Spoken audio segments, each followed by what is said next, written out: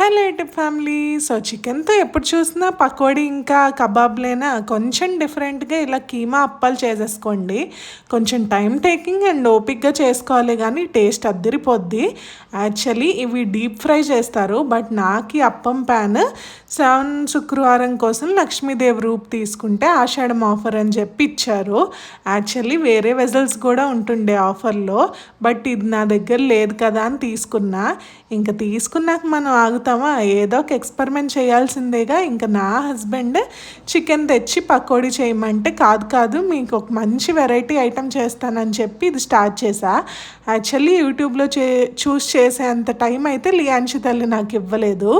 So నాకు ఉన్న కొంచెం కుకింగ్ ఎక్స్పీరియన్స్తో అలాగే ర్యాండమ్గా చేసేసాను. బట్ టేస్ట్ అయితే సూపర్గా వచ్చింది. సాంబార్ రైస్లో తింటే రెసిపీ లాంగ్ వీడియోలో పోస్ట్ చేస్తా, సబ్స్క్రైబ్.